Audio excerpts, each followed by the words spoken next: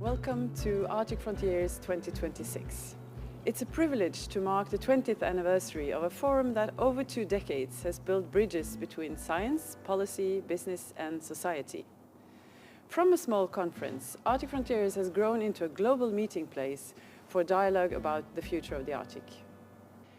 This year's theme, Turn of the Tide, reminds us that we are living through a moment of transformation.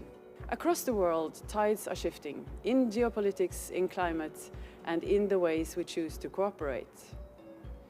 The Arctic reflects these changes more clearly than anywhere else. As ice melts and new routes open, and as attention and interest move northward, we are called to answer new questions about security, sovereignty, and sustainability. But changing tides also bring possibility. The Arctic has long been a region where shared interests outweighed conflict. Collaboration has shown how knowledge can build trust, even in uncertain times. Today, global tension challenged that trust. Some nations scale back research cooperation, confidence in international institutions is weakened. Yet many of us continue to believe that knowledge about the environment, societies, cultures, economies, and about each other is essential for rebuilding dialogue. The tide is turning. As we look toward the next 20 years, let us work to ensure it turns towards resilience, peace, and sustainable growth for the Arctic and for all who depend on it. Thank you for being here. May these days of Arctic Frontiers inspire new ideas, new partnerships, and renewed hope in what we can achieve together. Arktis får stadig større oppmerksomhet, men overskriftene er ikke alltid de vi ønsker oss. Vi vil bidra til å endre dette. Vi unge er ikke bare framtida i Norden. Vi er en del av nåtida, og vi lar oss ikke stoppe av grenser. Vi ønsker dere fine dager i Tromsø, og en vellykket konferanse. Og håper at dialogen her vil bringe oss nærmere et steg i riktig retning. Boris Boetem, welcome. On behalf of the Sami Parliament, it is my great honor to welcome you to Sápmi and to Arctic Frontiers 2026, Turn of the Tide. As a representative of the Sami people, I am proud to congratulate all of us on the 20th anniversary of the Arctic Frontiers Conference. This year's theme invites us to reflect on the lives we lead along the coasts. Tides, high and low water, and also form essential conditions for the Sea Sami culture in the fjords and coastal regions. Arctic Frontiers takes place at the same week as the Sami Week in Tromsø. With the Sami National Day on February the 6th, the festival celebrates Sami culture, sports and business with events such as reindeer racing, yoik, handicrafts and markets. I hope you get the opportunity to experience some of this. I look forward to valuable discussions and networking during these days at the Arctic Frontiers. Thank you. Gito. Welcome to Tromsø. You have arrived in the Arctic capital, and I am so pleased to welcome you here for the Arctic Frontiers Conference. Did you know that we have another capital label going on this year? Tromsø is the European Youth Capital in 2026. This will be an amazing year where we put our youth first and foremost in every issue. Tromsø is a young and vibrant city with half of the population under 35 years old. I am the deputy mayor in Tromsø, and I am myself 25 years old. The project is called True North and is truly important for us now and in the future. I want you to ask yourself, what do you do for youth today and in the future? Enjoy Arctic Frontiers and enjoy Tromsø.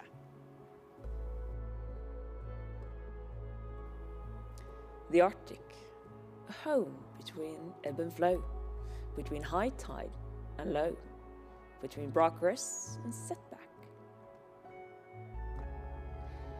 When the tide withdraws, tensions and conflicts are revealed. When it returns, power and stakes pursue. Power, counterforce, east and west. Growing interest from the outside. Arctic was perceived as the dark side of the moon, now a geopolitical hotspot. When Arctic ice melts, climate and global focus change. Floods, droughts, migration, cooperation, defense, resilience. The ice shrinks, new passages open. Trade, transport, control. Those with power over the Arctic have the upper hand. But there is a moment when everything is addressed. The turn of the tide. The moment between ebb and flow. Brief, but regular. The Arctic opportunity. We must dare to seize it and use it wisely. You have heard the words before. Respect, knowledge, and cooperation. The strongest is the one who stands alone, writes Henrik Ibsen. Not here, not in the Arctic, not in 2026. Welcome to Arctic Frontiers, Turn of the Tide.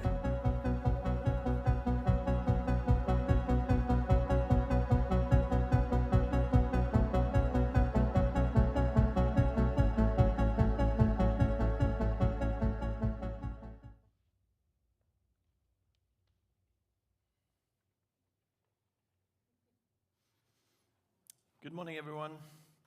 Thank you, Tromsø, for this magnificent introduction. I'm Knut Rio. I'm a professor of anthropology at the University of Bergen, and I will be the moderator of this panel discussion this morning. First, I would like to introduce our rector at the University of Bergen, Margaret Hagen, who will welcome everyone. Thank you.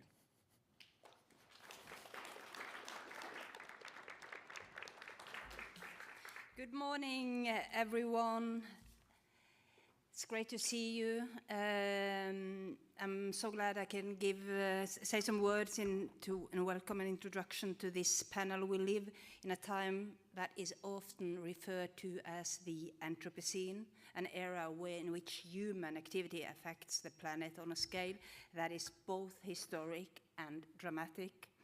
The situation is particularly serious for people whose livelihood depend on the sea, those living with the consequences of climate change, while also facing competing interests of global powers.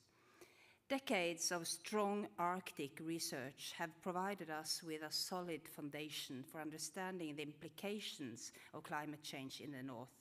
Climate change is not only about the loss of nature, but also about the loss of culture and identity. Universities have a responsibility to develop and share knowledge and to critically examine established understanding, including our own. And today's panel deals with important questions. Have we contributed to shaping a view of nature primarily as a resource to be exploited? Do we need new ways of understanding our relationship with the natural world? And at their core, these are questions about how we produce knowledge and how we as university educate. And what critical and ethical responsibilities we carry in a time marked by profound global change. Broad and complex issues that cannot be addressed from a single perspective. A central theme in today's conversations is therefore how social sciences and humanities, as well as STEM, can engage with experiences from other systems of knowledge. So I look very much forward to hearing your thoughts on this. And finally, I would like to extend my special thanks to Professor Knut Rio from the University of Bergen, who will be leading the discussions. And I also would like to extend my gratefulness to the panel for taking part and for engaging, and to all of you for contributing with your reflections, critiques, and new perspectives. Thank you.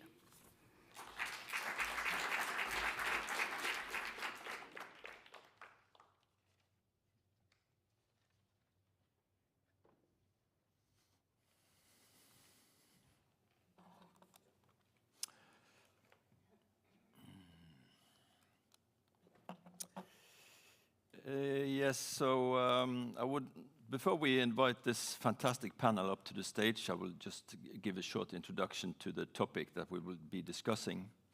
I'm glad to say that we will have 1.5 hours free of discussions of security, Trump, Epstein, and Mette-Marit.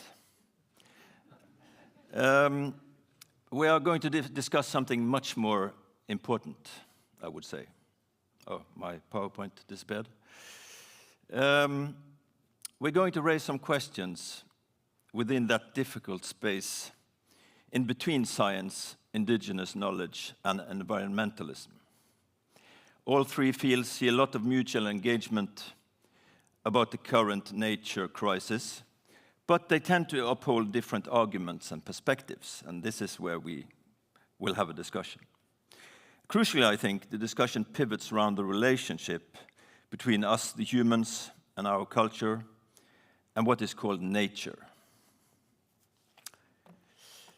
We will use this term, the Anthropocene, as Margaret said, as a starting point, as it focuses on the fact that nature can no longer be said to be free from human influence.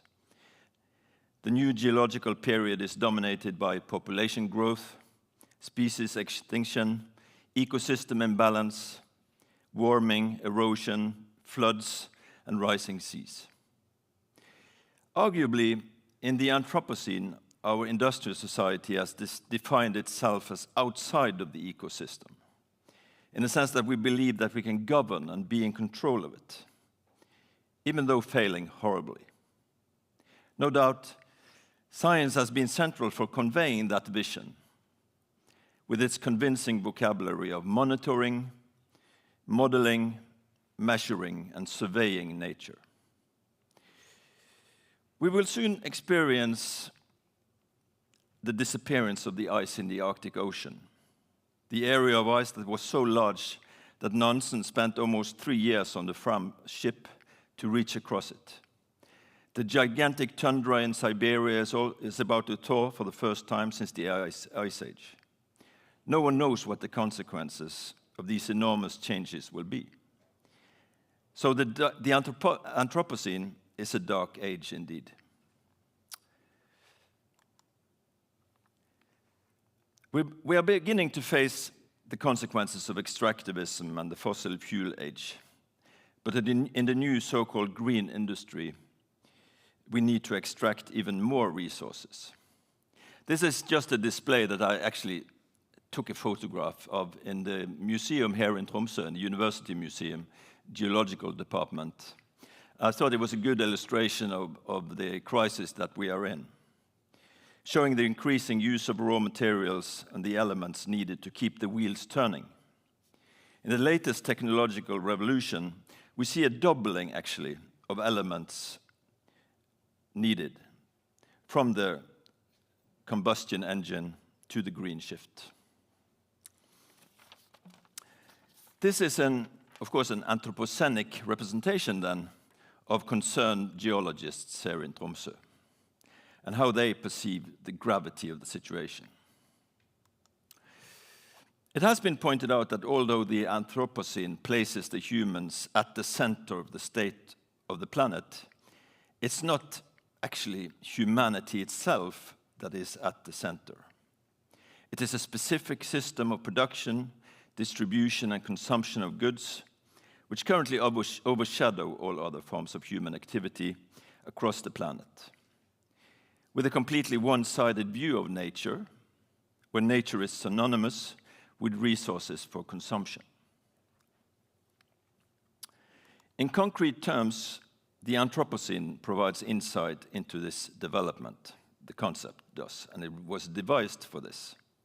where human activity has become visible in sediments, in lakes, and as here on the Great Barrier Reef of Australia, one can measure the corals when they were exposed to radioactivity, microplastics, and rising sea temperatures. In the geosciences, the term has been controversial. And last year, a committee decided that it should not be used as a geological period. It's rather one event among many in the development of the planet.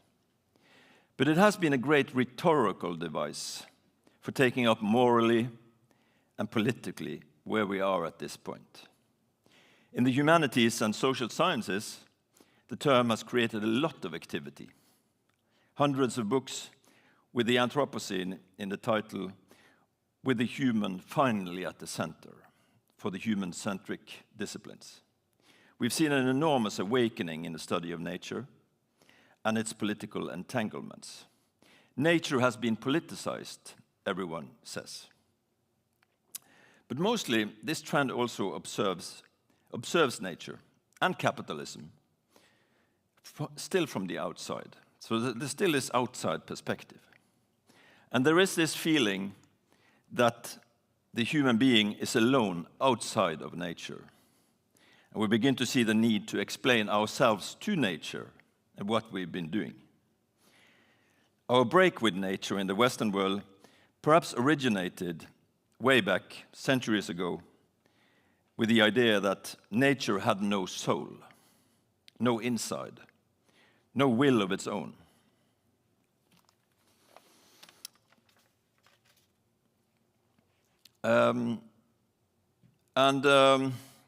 One example here is the discussion among philosophers about chimpanzees and whether they have a language or not. And the standpoint of most philosophers is that they cannot have a language, but because they are not human. And also with Wittgenstein, he was saying that if lions could speak, we would not be able to understand them. So there is this barrier of understanding between culture and nature, so to speak. Following such views, we have stepped away from nature and we have alienated ourselves from it. We are left standing in front of a nature that we've turned into a pure resource, which cannot be understood, only extracted, or for that matter, enjoyed as a spectacle, as we see here in Tromsø, for instance, with the enormous tourism industry. But in the Anthropocene, we're again wondering how nature, how we should understand nature and how nature should understand us. This is just a clip from the movie Arrival, where the main character realizes that she must communicate with a natural phenomenon from another planet. But it's kind of descriptive of the situation we are in. The famous Anthropocene theorist Donna Haraway has argued that to get out of the predicament, the nature crisis, we should make kin, not babies. That's her slogan, with a focus on exactly on kinship. She says that we need a focus on kin. In this era, we need relatives and close relationships, not only among ourselves, but also with all the other species with whom we share our environment. We need a completely different closeness and understanding of the world that surrounds us. A romantic idea, you might say, but is there any point in preserving nature when we really have no closeness or relation to it or means of understanding it? I'm a social anthropologist, and I think we can say that the vast majority of societies around the world do not have this barrier to their natural surroundings. And this is, of course, where arguments from indigenous movements counterbalance science, since they take up a standpoint within nature and not from the outside. We read about the natural rights movement, inspired by how landscapes and natural phenomena are living entities with natural rights. If we look beyond science and industrial society, such arguments form their own reasoning along the lines of kinship with nature.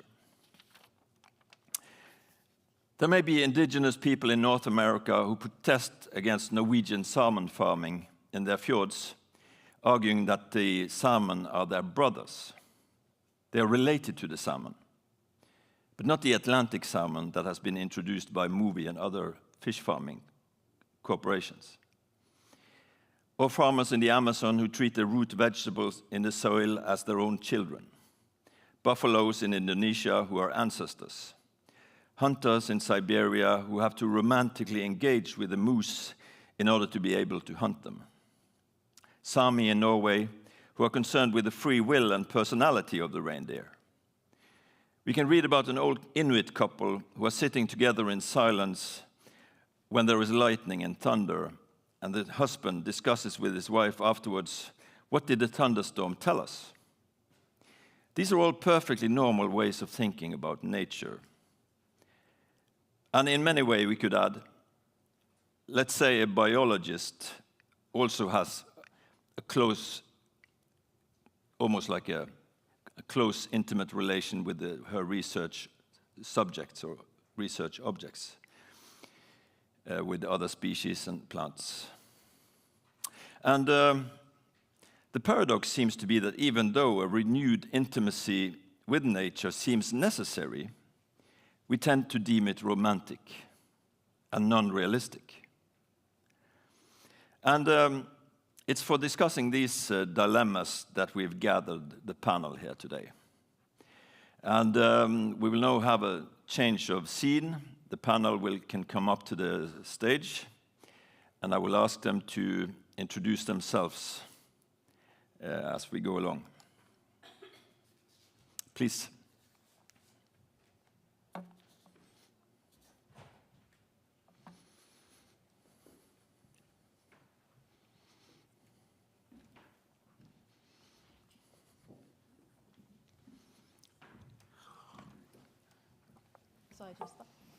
So I would like you to each introduce yourselves, and also perhaps to comment a little bit on how these issues of the Anthropocene play out in your field of work and expertise. So maybe Kirstine, you can start from this end. Thank you, Knut. So as you can see on the screen behind me, my name is Kirstine Møller-Gray. I am a Galaluk, Inuk, and Danish person. I come from Galallit Nunat, and although we're not supposed to talk about Trump, you have all heard about my home country for the past month quite a lot. It's in English called Greenland. And I want to start on a personal reflection, because I grew up wanting to be an archaeologist, and that is not something you can become at the University of Greenland, Ilismetossarfik. So I had to go through schooling in Northern European universities. And that was a really good indoctrination into Western thinking, to the point that when I moved home to Nuuk, I had to unlearn a lot of things.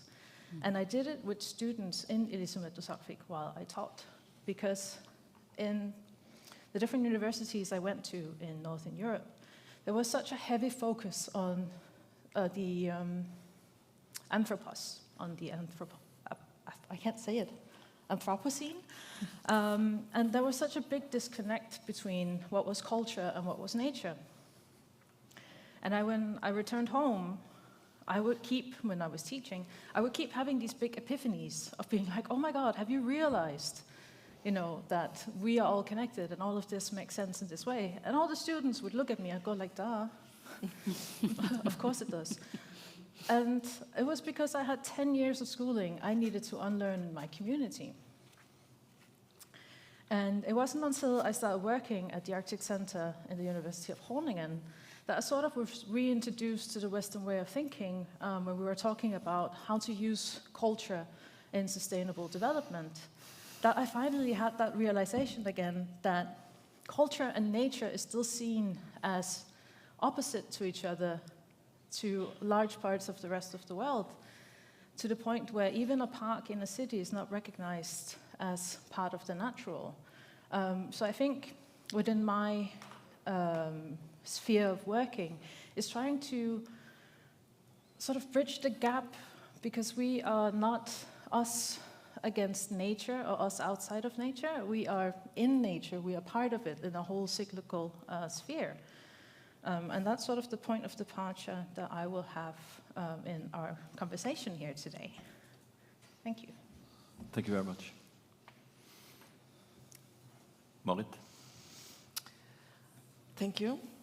I'm Marit Reigstad, professor in marine ecology at UiT, the Arctic University of Norway. And I have been field of my expertise working on linking the biogeochemical cycle like carbon with plankton and marine ecosystems to understand how much of the pelagic production of algae is reaching the seafloor, how ocean physics like currents are impacting both the organisms and the pathway of this carbon. So I'm interested in the marine system as a system, how it connects, and how different regions connect. And I've been working in the Arctic, also as a lead of the Nansen Legacy Project, where we try to understand how this warming that is particularly prominent in the Arctic is impacting both the environment, but also the ecosystem. So we do indeed see footprints of humans in the Arctic, both on local scales through increased activity as the Arctic becomes more accessible with less sea ice, but perhaps even more prominent through the large distant impacts like increased CO2 that is increasing the temperature and melting the sea ice, through increased ocean acidification, and also pollutants that is transported with wind and ocean currents all the way up to the Arctic.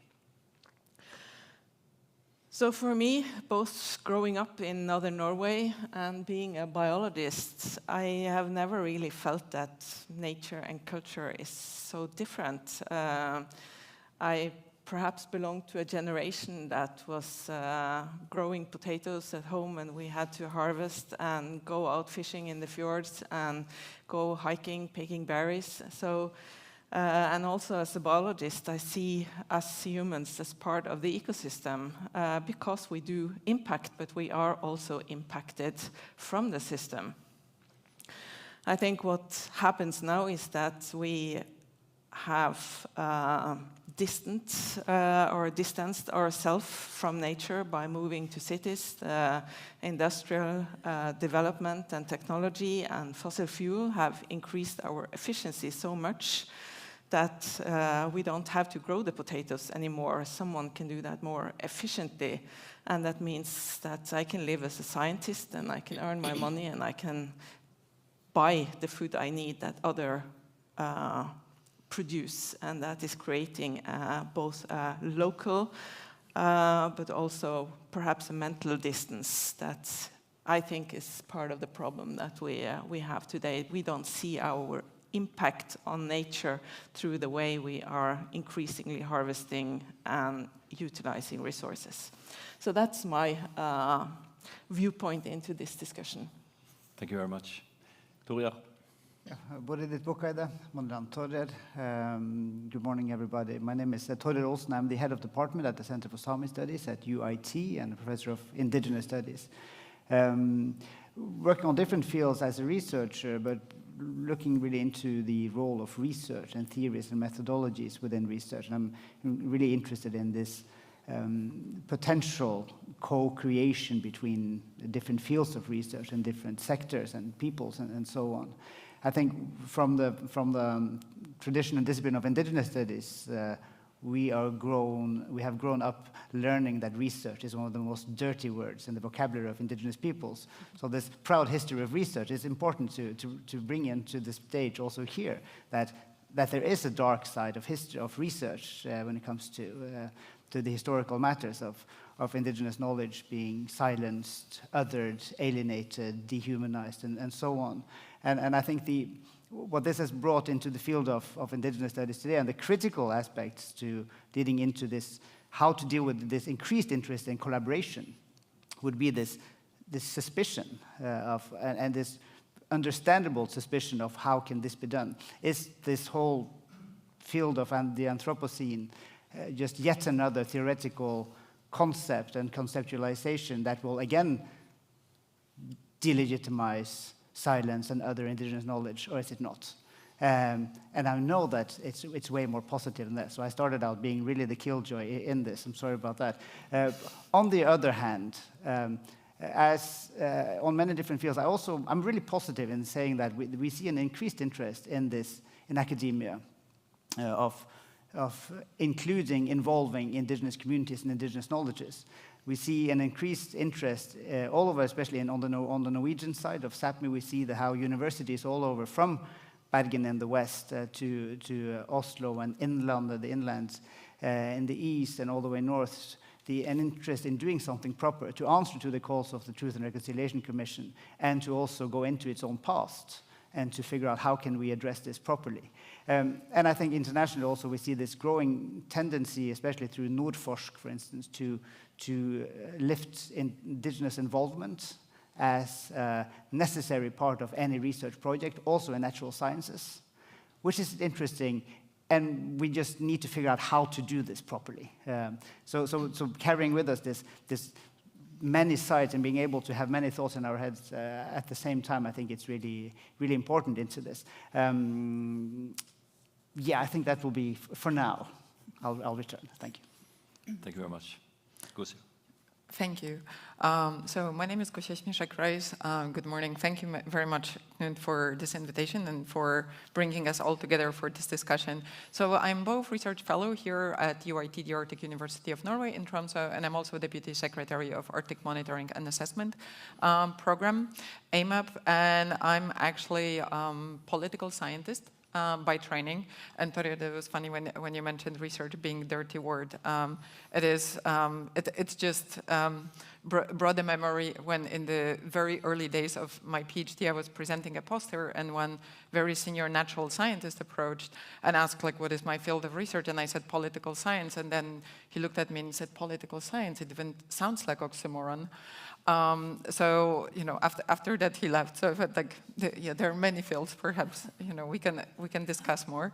But I think what brings me closer to the question of Anthropocene. So the focus of my research are questions of governance, specifically international environmental governance and also Arctic governance.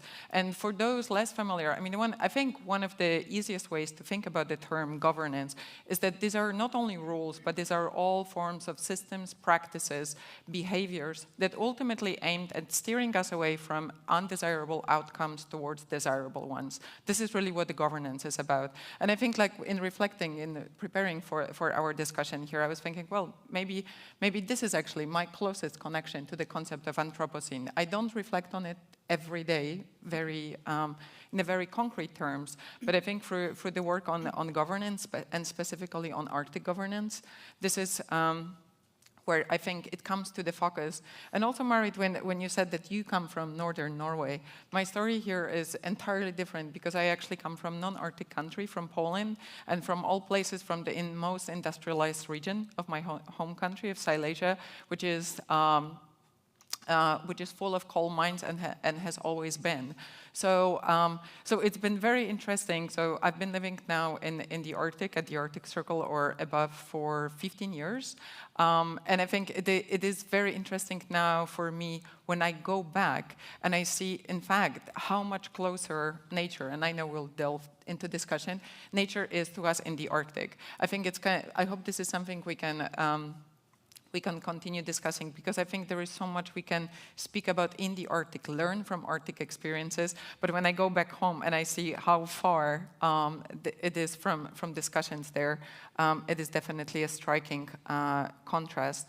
And I'll conclude by saying here, and again, maybe we can come back to this later. But of course, the absolutely key question of indigenous knowledge, that's also something that in AMAP we do. So on behalf of the Secretariat, I'm supporting the assessment that is currently under preparation, Societal Implications of Climate Change in the Arctic Sea, which is actually one of the first AMAP reports that is aiming at co-production of knowledge, definitely falling short, but it's definitely one of the most systematic efforts that we've had today, which I think is also, well, there is definitely more we can do there.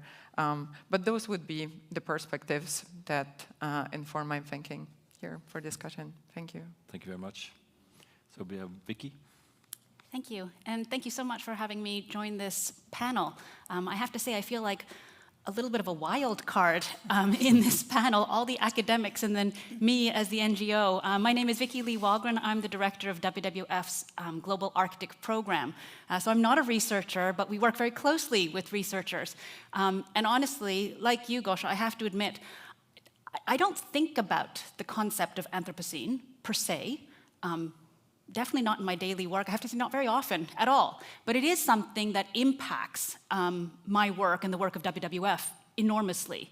And it's kind of interesting. I've really enjoyed actually listening to all of the stories, and it's made me thinking about this as well. If I even think about the history of WWF as an organization, right? Founded by these Western rich men, to be quite honest. Coming from it, I honestly think it is very much from a Western human-centric, or I guess anthropocentric perspective, right? Look at all these beautiful animals, we want to protect them. It was really coming from that, and I think that that's what WWF is best known for, right? These big, iconic species, the elephants, the tigers, the polar bear, etc., right? The polar bear and the panda bear as well. But then over time, I've been working at WWF for over 25 years now. And even over the 25 years that I've been working at WWF, you can see a strong evolution or development in our thinking. From going from this starting point of caring specifically about species and those animals to thinking about, oh no, it's not just about the species, it's about their habitats, where they're living. We have to start looking in that respect, to thinking about it now and bringing in the humans, honestly, more into it and saying, oh my goodness, hold on, it's because of this. And now we have to start thinking about the humans and looking about what those threats are coming from humans onto these animals that we love oh so much, to what are those drivers, those pressures going on. So the work has developed enormously. And again, over the 25 years that I've been working at WWF, when I first started, it was just, you know, a bunch of us biologists who are working there. Now you have the full spectrum as well, right? If we're talking about interdisciplinarity, I mean, you really have the anthropologists, you have the sociologists, you have the economists, you have the, you know, the full spectrum of things. We're working together with different faiths and beliefs increasingly, and all of these things, and really just seeing this, because the threats and the pressures that we are feeling from living in this era of, you know, if we want to call it the Anthropocene or whatever, are just so big that the way that we were originally looking at it is nowhere close to enough to be able to tackle the issues that we're talking about. So you really see that evolution, and again, the importance of these discussions and how we humans see ourselves in nature, as part of nature. Is nature for us? Are we for nature? You know, all of these questions, it's really at the foundation of what we can do if we want to try to. The vision of WWF is to create a world where humans are living in harmony with nature, right? So it's really about that and what that's all about. Wow. Okay, so my name is Lise Øvrås. I'm a professor in microbial ecology, University of Bergen. I have a long interest in studying the huge diversity of microbes and also the evolution. So if you go through, I mean, the first microbes appeared 3.8 billion years ago, so it's a long evolutionary history of the planet, which is increasingly very fascinating for me. And also I've been working along environmental gradient to see how all these regulations of diversity comes into the window here. So it's, as a microbial ecologist, I think the Anthropocene is something we see directly in the microbial system. They respond immediately to environmental impact, so you can really easily monitor and measure and see what's the consequence, what's happening, what's going on. So to warming, pollution, ecosystem disturbance. So they often reveal the Anthropocene changes. So I think it's super good model system. And also we can see them long before they become visible at larger scales and before they really start to get a big problem in the society. We also see now how the human's activity shapes these global carbon and nutrient cycles through changes in microbial metabolisms and diversity. So in ocean and permafrost thawing and all these things. But we also know that the microbes have been very important for much of the development, kind of bit of the industry. I mean, we making wine and bread and yeast and whatever. So it's been super important to the humanities, and also for the last 20 years, last 50 years, we also see the importance of the human as an ecosystem, the body, and also the interactions with the microbe here. So I think the microbial system is very interesting, and I've been doing a lot in the Arctic also to look into see these changes, which I think is important. I also serve as the president of European Academy of Science Advisory Council.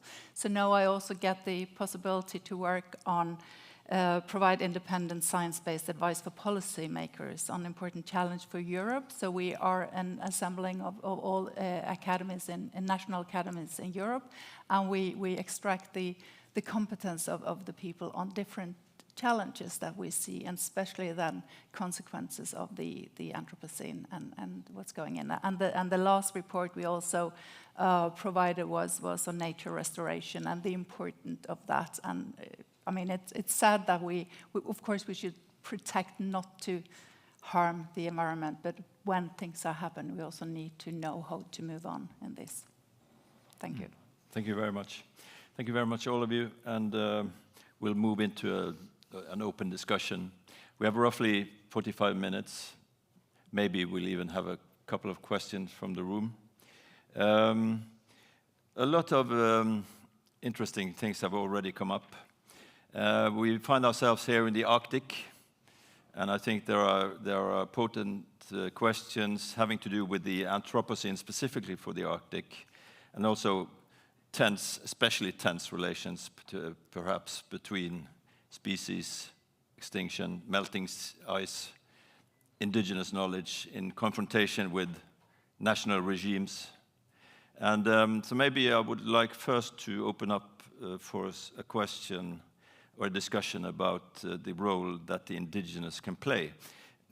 I'm not certain I'm comfortable with this idea of indigenous, but we can also come to that.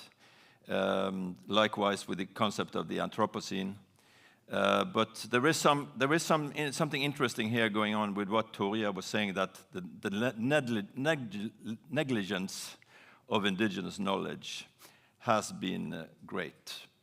And if there is a potential in drawing out giving new status to indigenous knowledge in the meeting with the new world, so to speak. And maybe I can ask Kristine and Torja to address this a little bit more in depth. Torja first. Oh, well, thank you for such a small question. I think where to start on this. I think it's impossible sort of to not knowing about this, or it's easy to not know about history, but it's impossible to move ahead as scholars and institutions without actually delving into the history and this negligence, this epistemic ignorance, this even perhaps strategic ignorance, as some has claimed it, from academia towards indigenous knowledges, and to see how can we address this. Now, I think it's really positive to see how we are now addressing what to do with this. What I think in a Sami context we have seen over the last few years, which also relates to the bigger indigenous field, is that the impact of climate change is most heavily or first felt within indigenous communities worldwide. And we see that in the Sami context as well, especially for reindeer herders and fishery, that is the consequence of climate change are really heartfelt. The ice melting, but also the changing weather as part of changing climates, it really affects reindeer herding, and it changes potentially the whole way of knowing in this sense as well as livelihoods. And we know that from different parts of the planet as well. And when it comes to the measures taken to address climate change, these seem also to affect indigenous communities first, so that mines needed for the minerals, the drilling or the different ways of new energy, windmill, wind turbine parks, and so on, quite often put on what used to be called empty land, or as we know it, indigenous land, which is challenging. How to address this, and on the Norwegian side, hopefully the big change would come from the so-called Fosen case, where a reindeer district in the South Sami area actually brought the case into the Supreme Court in Norway about the attack on the possibility for traditional culture of reindeer herding in that area, and the reindeer community even won at the Supreme Court. Even I'm not sure if we have seen any consequence of that yet. But what we saw in that court case, and this is where I try to come down to something quite specific, is in the court case we saw how traditional knowledge was put against scientific knowledge, and so that the windmill, the energy company had scientists on their side trying to delegitimize traditional knowledge. So it comes from all this huge field, but also down to really practical matters of how can we even in court have this knowledge system face each other because of the lack of co-creation to begin with. So that had research been designed in a different way to begin with, we have potentially had a chance to move beyond this stupid clash between indigenous knowledge, traditional knowledge, and the scientific knowledge. So from these huge areas and huge fields down to quite practical matters, I see there's a challenge on these matters. Yeah, I think I can leave it to Kristin. So I noticed now that you use the term indigenous knowledges. I love the S. It's very important to include it. And traditional knowledge. And I think probably not everyone in the room are an academic working with different knowledge systems. I think it's important to see that indigenous, I understand why you have an issue with the word, because it's an umbrella term. And it's an umbrella term that covers many, many, many, many, many different cultures. And taking all these different cultures and all these different traditional and local knowledges, because that is what indigenous knowledge is. It is a knowledge within an area with deep, deep roots and a deep memory of how things used to be. So when things start acting differently, like the ice in the Arctic, our traditional knowledge becomes unsafe to trust, because when nature is acting differently, then the knowledge, the memory is deep enough to us to clock it and say, like, there's something wrong here. And if I do as I always do, I will probably die. So indigenous is an umbrella term covering many different kinds of people. I come from Galaslit Nunad. We don't have trees. Big parts of Sápmi has trees, meaning that you will have indigenous knowledge about trees where I'm just like, I have no idea. I just see these really tall things that's taking the view away. So I think we need to start there. And I think indigenous knowledge, traditional local knowledge, is already science in itself, because it's something that's observed, it's something that's tested, it's something that, you have evidence of how things work and how they don't work. And what I really think, something that I'm very worried about right now, is that it feels like the entire Western world is looking toward indigenous knowledges as a way of saving the Earth from the crisis of the Anthropocene, all the issues that humans have created for the world. And it worries me because indigenous knowledge is not about teaching us about how nature works. it works from the assumption that nature was never different from us. It comes from a point of view of relational accountability. I can only exist within my sphere, my world life, if I am in relation with everything in it, if I respect it, and if I take my responsibility seriously. And that is not something that you can take and turn into a solution for all the mining issues, for all the CO2 emissions, for all the war and all the misery in the world, because it's something that comes from being human and being in relation to each other.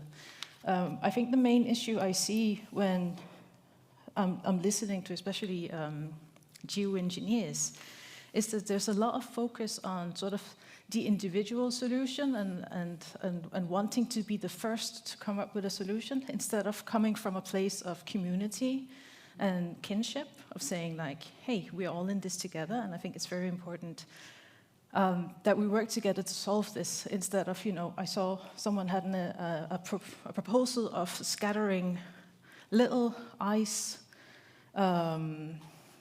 beads basically all over the inland ice in Greenland, because that would then reflect the sunlight and the ice would keep cool and we would then counteract the heating of the earth, without really thinking about what happens if we scatter billions of little glass beads on the ice. What happens to the wildlife? What happens to people? What happens with the system? Will we then have, instead of microplastic everywhere, we'll have micro glass everywhere? And then there was this brilliant ecologist who was just like, well, if you scatter ice beads like these all over the ice, that will create amazing opportunities for snow algae to bloom. And that will actually make the ice melt even faster. And I was just like, okay, so this is one of the points where, you have these interesting, very big ideas that's not funded in reality because it doesn't come from a place of community. And I think that's sort of like the main thing that indigenous knowledges can teach us. It's both a science, but it's also a way of living. Does that answer it somewhat? Yes, thank you very much. And I think you touched on something very important, which we can follow up, I think, with regards to levels and scale, in a way. Because what we're talking about often when we address indigenous knowledges is that we address the very local basic knowledge that people have of their own environment. The trees around them, the plants, the animals that people live with. But when you upscale that to the level of society, municipality, state, nation, it becomes a different matter in a way. And I guess that is one of the crucial questions that we have to address. And maybe I could ask Gosia, in your work with the AMAP, advising politicians, what does that, how do you breach that change of levels, so to speak, when you go from protecting a local environment to protecting for making a policy about it, so to speak? Mm-hmm. Thank you. Like you said, a small question.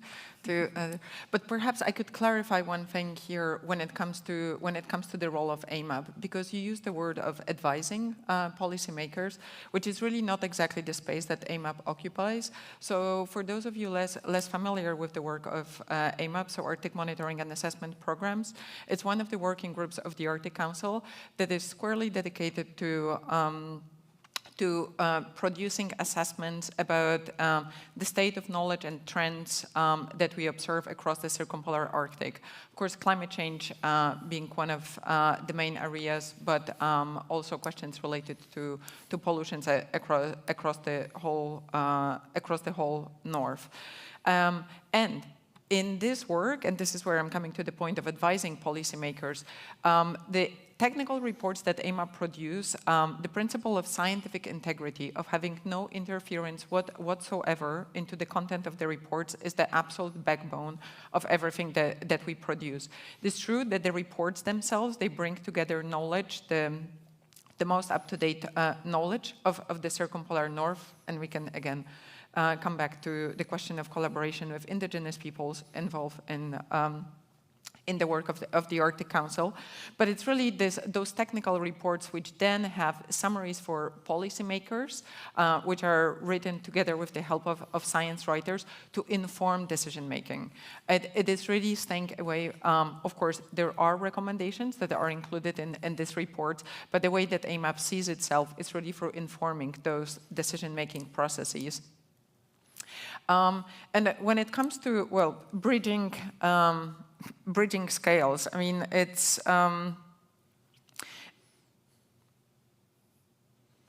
in the work that we do, moving across the scales is, of course, part of the task and part of the challenge. I think the way we deal with the local situations is, for instance, through case studies, because especially when it comes to indigenous knowledge, as it was pointed out, one of the other differences there are so many between indigenous knowledge systems or indigenous knowledges and science, is that from indigenous knowledge we cannot generalize in the way that we want to see it in the Western science universe.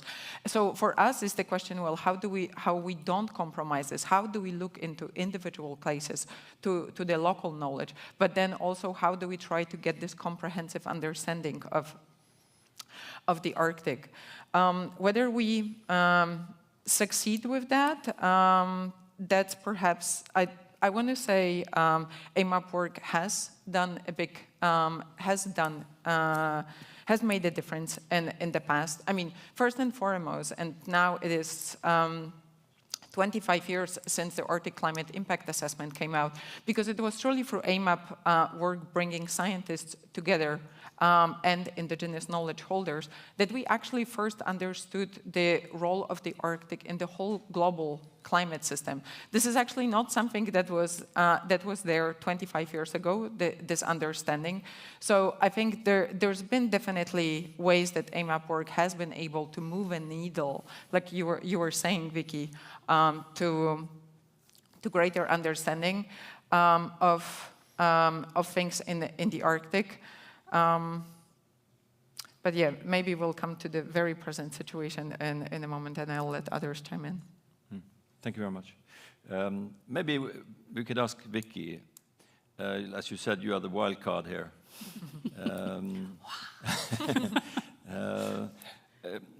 Do you recognize the problems that are set up in the introduction about the dilemmas faced by environmentalism, about getting across a message about some kind of an abstract nature which people don't really care about?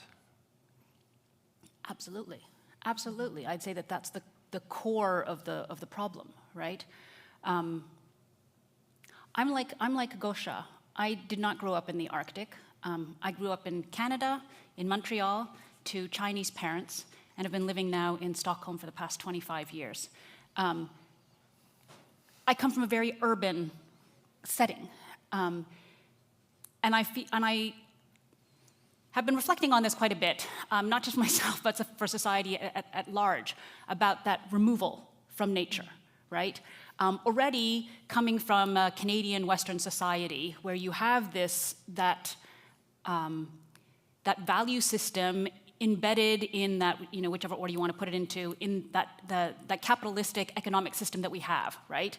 And where, exactly like you're describing, nature is largely seen as the place where we can get the resources that we need, right?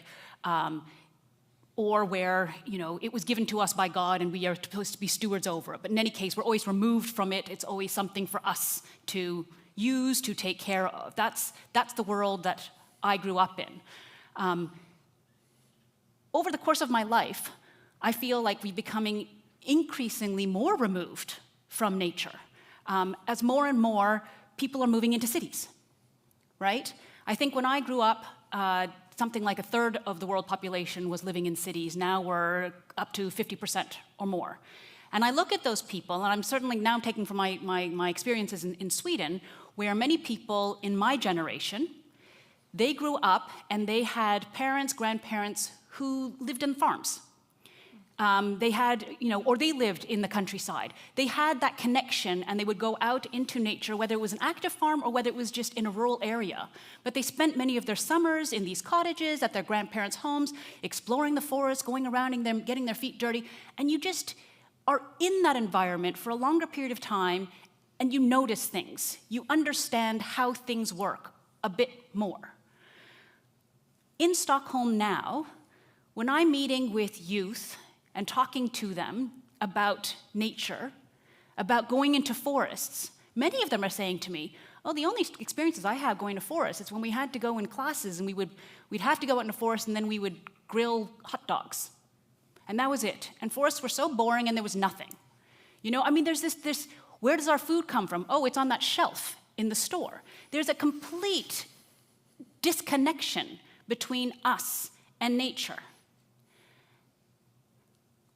And yet we are the ones who need to be making the decisions on how we are behaving, how our actions are going to be affecting this now abstract thing separate from us. You can hear it's an impossible equation, right? So there's something there in terms of, I'd love to go back and hear more about what you guys are talking about, these values, how we see nature, right? What does it mean to us? And again, this thing of, is nature for us?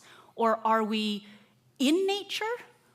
Or are we even a part of nature? Even just, like everything that we talk about, the things you say, we talk about, there was a bunch, well, doesn't matter. That was a terrible example. Scratch that. But anyways, just, everything in the way that we talk and that we see ourselves, we are so removed, and it's something needs to give there. Otherwise, it's going to be impossible for us to be able to live in harmony with nature. Gosha, you had a comment? Maybe I can after, because I think Marit and Lisa might have, but I can have a comment later. Yeah. No, I think that's very interesting. And in a sense, it seems to have been the promise of modernity, in a sense that we humans should be isolated from nature in a way. We shouldn't have to worry about species extinction, shortage of food, but also these other things that there are spirits in trees and there are spirits in the mountains, and we should be protected from witchcraft and all these other things that we hear about from other types of societies. And perhaps that's also why we had to kind of tell the indigenous peoples that they were not strictly necessary in a way. But I'm wondering about the role of science in all of this. Natural sciences, what I was talking about as this idea that we can actually control nature. And so I'll ask Lisa and Marit, since you're also involved in a lot of institutional work with advising politicians. First is, does science have some kind of a responsibility for the fact that we perceive nature first and foremost as a source of control and exploitation of resources? And what sort of message should be conveyed from the natural science to the public and to politicians and governments? Which is also it's a big question, but I know you have a take on it. So maybe Lisa first. Yeah. Yes and no to answer to your question. We have a responsibility, of course. The change of language in science is very important, the way we communicate. I think as a biologist, I completely agree with what's been saying here, but as a biologist, this is our everyday life. We are studying this. So it's a bit sad to hear that it's so far away from, but of course it is a change when people are moving into the city and you go and buy everything in a store. That's your only. But we also see that we are part of the ecosystem. So we just need to make sure that everything is that it's stabilized and natural condition. What I see is that. And also for a long time, the way you can have a good community and good ecosystem function, because that's what we want, then you have a quite diverse community. That's the thing. as a microbial ecologist, I'm not super interested in each and every species that we have, but that we have the function going on. And I think what we see in the way we are dealing at the moment, and also with extraction of elements and whatever natural resources, we are moving towards tipping points, and that's critical if we are going beyond that. So I think that's, and we need really to get that knowledge out to people. I think we also need, everything has been so globalized for many years now. I also think we need to look more in our closer region and try to harvest on the same site as, and also that those that are harvesting is also seeing the consequences of the harvest, and that not someone else is paying the price for that. And then I'll also just touch a little bit on the indigenous knowledge thing. I have, most of my science in the Arctic has been on Svalbard, so that's kind of not a big issue there. But I had a big project in Ethiopian Rift Valley, where the lakes there, because they're some of the most productive environments in the world. So much people, so much animals living around there. And then I came with my research grant and with lots of technical devices for measuring this and that, special pH measurements, and then talking to my colleagues living in and have been dependent on these lakes for so many years. They could tell, I mean, I was waiting for my special number to put in my table. And then they were looking at the environment and they could tell me, well, the number you search is 10.5, you find it there. And I say, how can that be? And then they say, well, you have cyanobacteria, they can only grow until pH 10.5. The flamingo graze on the cyanobacteria, and they will not go beyond that level because that's a lot of salt, a lot of unpleasant things. So you could just see a line of flamingos. And that was exactly the number. I had a whole Sargas box with tools to measure, right? So it's this kind of, how can you learn and should you use the knowledge and the communication with those that have been using the more practical issues around that. So I think that's, of course, something that is very important that we communicate these things. And I think we have, just back to this language, we talk a lot in jargons and language that no one else understands. So I think that's, and also communication, what are the consequences if these are the values and the data we have now. And that's also something that we need to get better on framing for those that is going to use the knowledge for decision making at a later stage. Thank you. Marit? Yeah, I think we can say that science probably have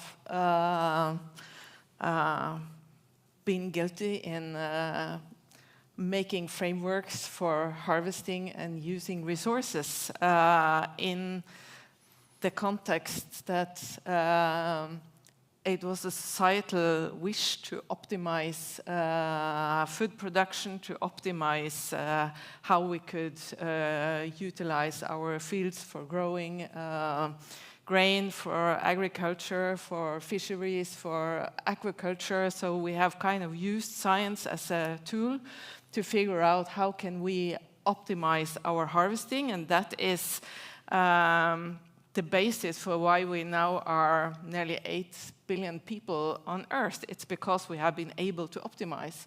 But the costs for that optimization is that we have exceeded the carrying capacity of the Earth. We have globalized our resource extraction and our food production way beyond what the carrying capacity is. So with measures on status of planetary boundaries that Rockström came with in 2009 and was updated in 23, they identify 9 such different boundaries, and we have already exceeded 6 of them, meaning that we have become way too efficient, and we haven't really taken in the consequences of that, because we now live in cities and we have forgotten the consequences of how we live from and within nature, like indigenous knowledges perhaps have carried on all the way till today, and large part of the population has kind of gotten too distant from it. So I think their science actually can help. So even if we perhaps have helped going way too far in one direction, I think science also can help provide knowledge about the consequences and how we can also live within and from nature in a more sustainable way. We have to understand the systems, and we have to use knowledge, and we have to scale up local knowledge to be able to limit ourselves and to figure out how we can continue living without exceeding the borders of what the Earth can provide. And so in that sense, I think science can be both a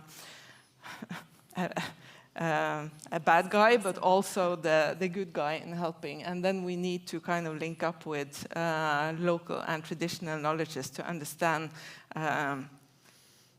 how we move forward within the different local regions. Maybe I can ask you kind of a follow-up question to that. All this effort that has gone into researching the nature crisis and its different parameters for so many years, reaching those conclusions that we actually know today that there is a nature crisis at all. And I'm just wondering about the moment that we are in now, when the whole political establishment has decided that it's not so important after all, because security and warfare is going to be top priority. What effects does that have in your communities, in the science community in a way? Is that really? It seems to me to be a pretty desperate situation.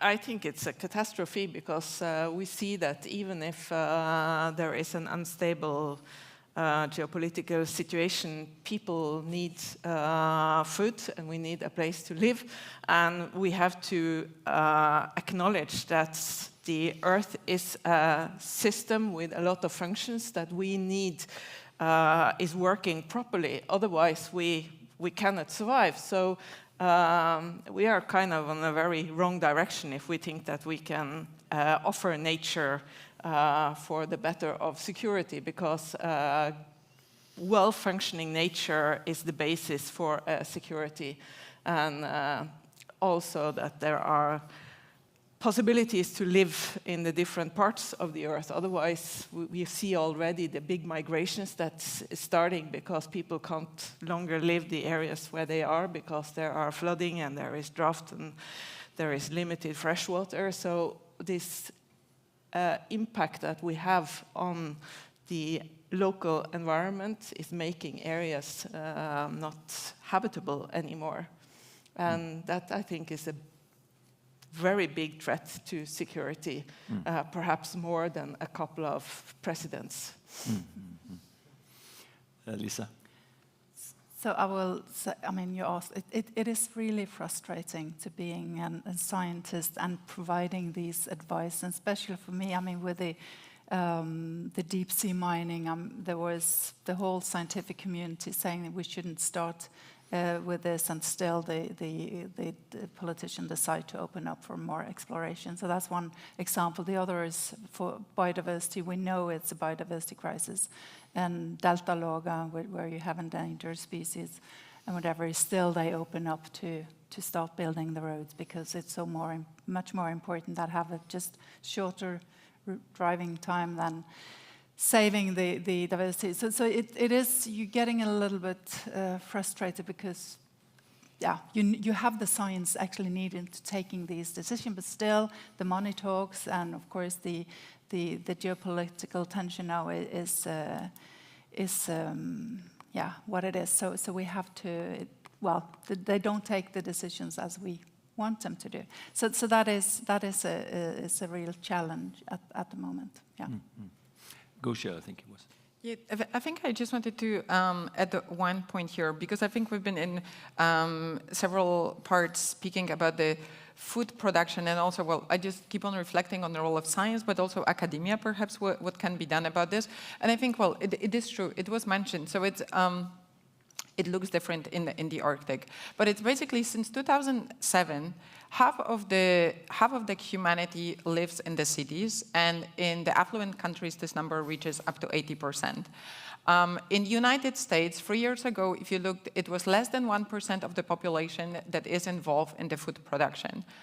But we are speaking about food, and why I want to expand this, and that's perhaps something to also tackle here, it is actually, we increasingly live detached from material realities of the world. And it is not only food production, so it is also very materials that we use. For instance, in China, by far the world's largest steel producers, it is at this point 0.25% of people who are involved in the production of steel. Most people probably, if you ask them around the world, they don't know that one of the most valuable commodities today is sand, exactly because it is needed for the production of cement. I'm saying this because mostly when we look at our today's societies, most people work in services.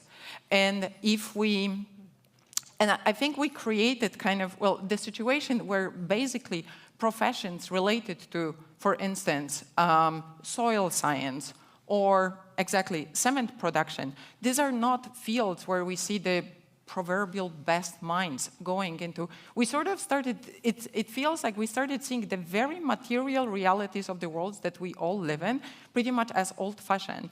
Today, if we look at the professions which are best paid, whether we are looking from lawyers, economists, code writers, money managers, whatever, they are reaping disproportionately high rewards for work that is completely removed from material realities of the world.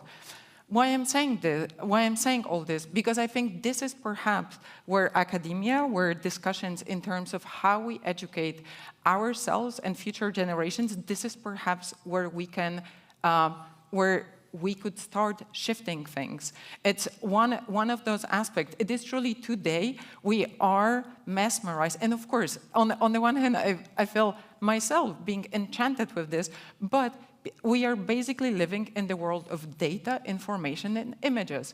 It is not really material reality in many sense. Scientists are in this fortunate place of the ones that actually seeing the real world reflected in data. This is not the case for most other people. And so I'm thinking that this is perhaps, and I really feel it is the privilege and fortunate that we can have this discussion in Norway, that I think that this is perhaps discussion we could have within academia here, that in the Arctic, where we see these realities being so much closer together, this is perhaps where the shift could start happening. I'll add one more thing here, and that's perhaps the longest stretch. At this point, it will be close to 20 years ago that Sir Ken Robinson spoke that wherever in the world you look, you see very clear hierarchy in the sciences. Everywhere in the world, whether you wake up today in Australia, Africa, or any other country, you will have physics and maths at the very top of the education systems. Then you will have natural sciences, then social sciences, humanities, and if you're doing gymnastics, you're just right at the very bottom.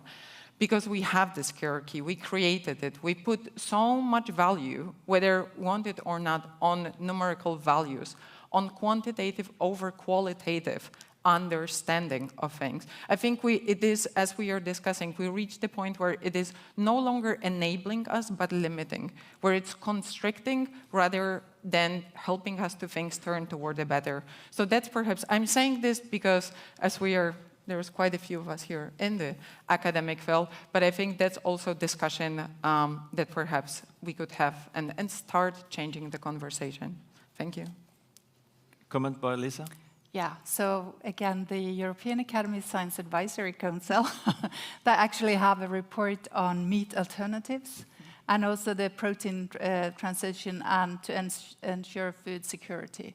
So that's nice, and that's I would recommend to go. We have some recommendation there. It's this transition. If we need food for a growing population, and also another report on from farm to fork. So this is definitely something that is important. And the European Academy of Science Advisory Council, we are a bottom-up. So that's the scientists that are pointing out where are the knowledge gaps, which kind of report should we provide for taking the good decisions. So, but I completely agree with you. But we've started a little bit on it. Vicky, do you comment? Yeah. Gosh, I love your point. I think that was so great. Really, and how we're again, it's building on this thing that we're so removed from nature, right, and the material things, and how so few people are working in that, and the vast majority of money and status as well is in this very abstract world. I'd love to circle back, Knut, to where you began with your presentation and about Anthropocene. And I was noticing on one of the slides that you had with all the different book titles, and there was the one, and you were saying how the Anthropocene is not, it's not for humanity, right? And you had one of the books that was called Anthropocene or Capitalocene, or something like that, right? And I thought that was so great, and question to all of you guys who do work in academia, because we do have knowledge in a lot of these things, right? We do have recommendations, but they're not being listened to. Yeah. Because exactly like you're saying, money talks, right? The whole system that we're working on, whether it's the political system, whether it's the economic system, it's very short-sighted, right? And it is very much about us, and the us can be defined in all kinds of different sizes. You were talking about that with scales, but it's very much us versus them, instead of what some of you guys were talking about with this, almost global kinship thing, right? So what I would love to ask is, put the weight on you guys, what can academia do to help the discussions in terms of our values, right? And how do we see things? Because it's not about, when we get there and we know what we want to do, we absolutely need to have the knowledge to know what's the best way, what's the carrying capacity, what are the systems, how are they going to work, et cetera, et cetera. But how do we even start addressing this thing about talking about our values? Because if we don't address that, it doesn't matter how much great recommendations we come with, money will still keep on talking, and they will still, throw that to the wind and go with the quick win for the next 3-4 years. Yes. Anyone take that challenge? Marit? Yeah, I think that's a very important point, and I see that there are scientists who are trying to put monetary value on ecosystems and functions to try to kind of counterbalance the economical value and to kind of raise the weight of nature when you are making decisions. But I'm not sure if that is the way to go, whether we would succeed, because I think that the point is this long-term function, moving away from the short-term to the long-term, and that's where the true value of nature comes, and where the monetary value is perhaps failing a little bit. So, but how we can manage that in a political system where people are elected every 4th year and everyone is kind of making decisions for a re-election and no one really dares to take the brave decisions needed to move to a different track. That, I think, is the biggest problem, because, as you say, we have the knowledge. We know that we are on a path which is not sustainable. We know we have to change, but no one is leading on, and it's kind of politicians wait that people should do that, and people say, well, if politicians don't say we have to, then it's probably not important. So I think that's where we kind of struggle. Torje. Well, I'm not sure what to do, but I'm quite positive that the things that would not help much would to have yet another book and 1,000 articles about the concept of the Anthropocene. So I think there's a need to, as scholars also, we are sort of caught in this system of how we do our research. And I think we need to look for alternatives on that as well to ensure that this knowledge is actually used. And I'm quite sure that new books won't necessarily be the things that push the agenda to the forefront. So again, I'm not sure what to, but let's together find ways of looking ahead and trying to be more concrete in what we're doing. Mm-hmm. Yeah, I was going to ask Christine also, because it would be nice with the final comment about Greenland. Oh, no. In a sense, Greenland bears this fantastic promise that it could be an independent nation, and which could, in fact, change everything. But of course, it looks a little bit grim at the moment. But with that independence, also epistemic independence, in a sense, that would be kind of a promise for all of us. So, sort of to tie that into everything, I think one of the things with the values is that you have to make sure that the people with the money hold values. And for instance, taking a point of departure in Galashlitnanat in Greenland, is that no one, absolutely no one, not a single person can own land. And people are like, what do you mean? I cannot own my house? I was like, yeah, you own your house, but not the land it stands on. If you want to build a cabin in the mountains, you have to apply to the municipality puts it in public hearing, the museums chime in to check out that there's no heritage sites near where they want to build the cabin. The whole community gets a say in yes or no, why they should or why they shouldn't. So our whole governance is built on a value system that we are all in it together. And I think that's extremely important. A lot of people, I don't know how many here have been to Greenland, but one of the things that tourists always say when you speak to them, I used to work at a museum, they're always like, I feel so incredibly little. I feel tiny. I am dwarfed by this nature. And I would actually like everyone here and everyone seeing the streaming, I want you to go outside. I want you to look up at some of the beautiful mountains around Tromsø. And I want you to take it in and allow yourself to feel very tiny. I think it's very, very healthy for us humans to be dwarfed by nature. And it puts things in perspective. So that's sort of like the homework I want to give everyone today. That's a fantastic comment. We are drawing close to the ending of this. We could squeeze in a quick comment or a question from the audience, if there is anyone wanting to raise something.